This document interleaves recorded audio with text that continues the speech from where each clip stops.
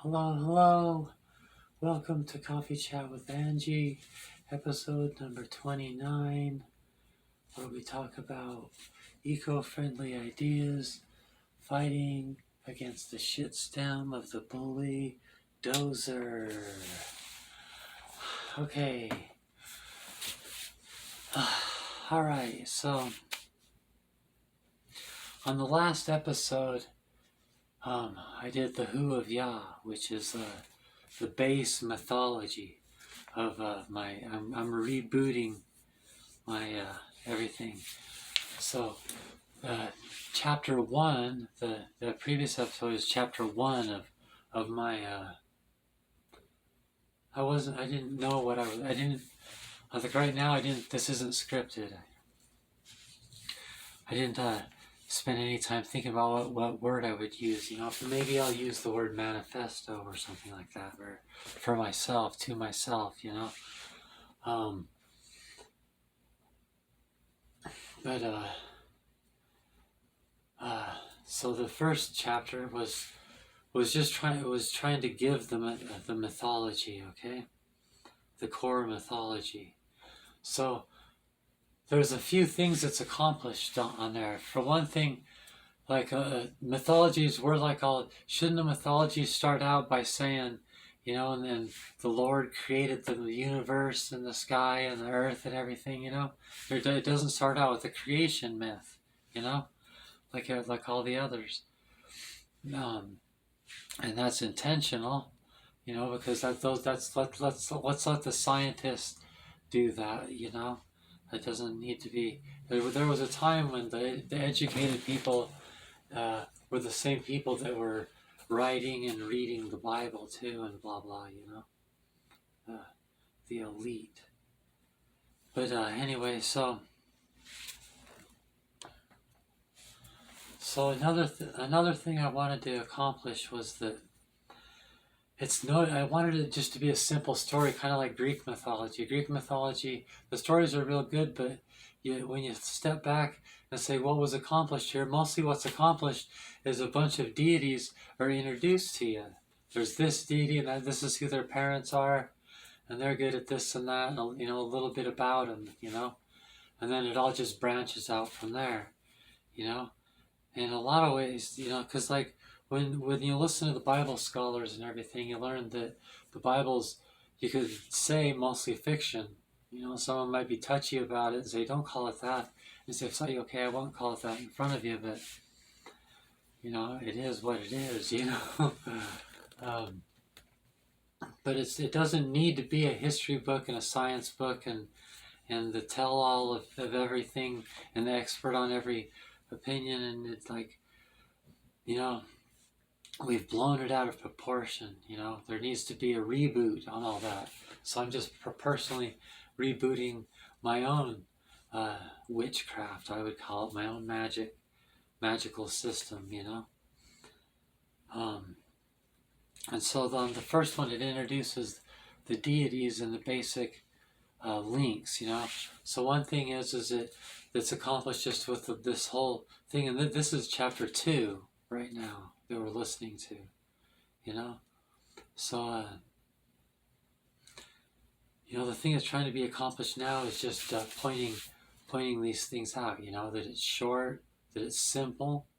It's mostly just telling, So like you could say, couldn't you make it more like poetic and then they jumped over a mountain and sprouted wings and flew, It's not. It's just the things that it needs to be, and not much more, and tied together in one simple story, and so then things can go out from there.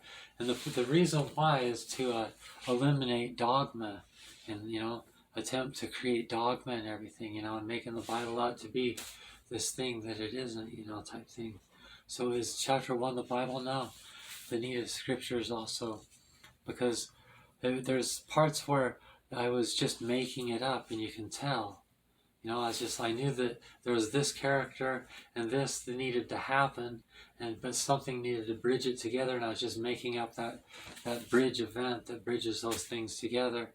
And so there's like a pause, And I'm all, like putting it together, and you can hear me piecing it together.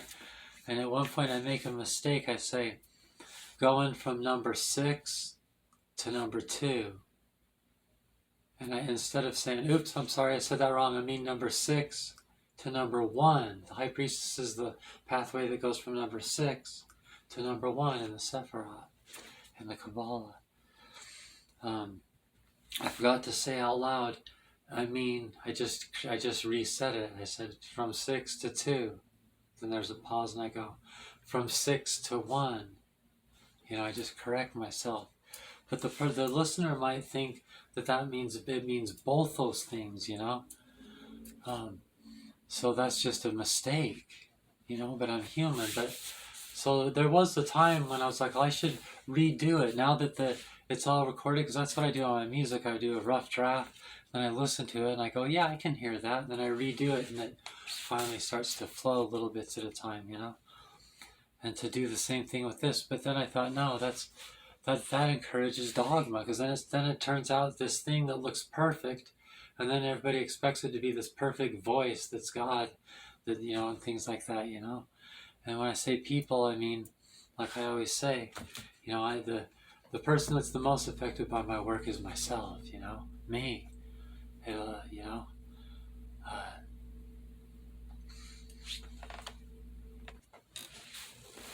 So there's, in the Kabbalah, you can use the traditional correspondences, but you're encouraged to use your own. If you already have a correspondence for that thing, and it already means something, and that magic link is there, they're all, no, don't change it to the traditional. Just stay with the one that already works for you.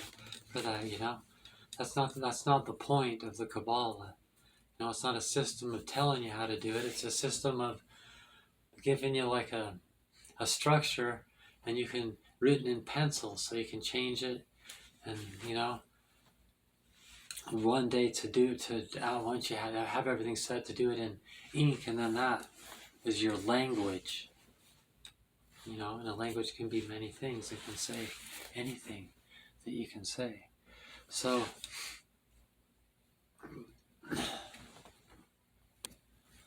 I'm going to leave it how it is, with its flaws and all its raw essence and simplicity and everything, just gluing together the things that need to be glued together.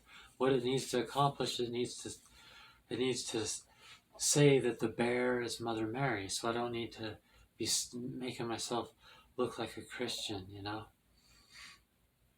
Not that a Christian can't be just as cool as me in every way, It's not that kind of a thing, like a cool who's the coolest person contest or anything like that.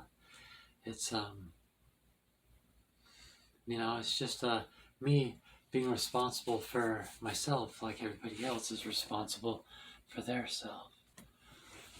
Another one is that by calling Jesus the Ram instead of Yahushua, or it's calling Jesus a ram named Yahushua, what there was Yahushua before, and it's now a ram.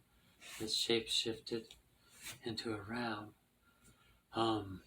Sorry, I'm really sleepy. I'm like falling asleep as I talk. I didn't sleep. I slept like just a few hours last night. So, I should hang on a second. Anyway, so like I say, some witches experiment with so many deities, they're changing and learning about new deities all the time. It's not like Christianity, where that's considered like a sin and everything, but in this case, I've already explained everything. Like the first chapter, right now I shouldn't try to, pardon me, I shouldn't try to explain something I've already explained before, So anyway, so that's really what I want to accomplish on this chapter 2. Is just, you've listened to that and you might be thinking, well, I could make a better story than that. And that's fine. Maybe you should, But for me, the rawness, that's I like that with its flaws and everything, because it's kind of like a slap in the face of the expectation that it'd be perfect, because it's supposed to represent the voice of God. You know, I don't believe in the idea of a book could ever be something like that. You know, because who God is the supernals above the abyss. It's beyond expression. You know, we can barely get to the archetypes above us on our side of the abyss. So anyway, and then that's to establish a language and to establish that I'm not doing the rules of the Bible. Besides, you know, because you're not supposed to call God a bear or a lion or something like, you know, and which is strange because the Lion of Judah, Revelations 5:5,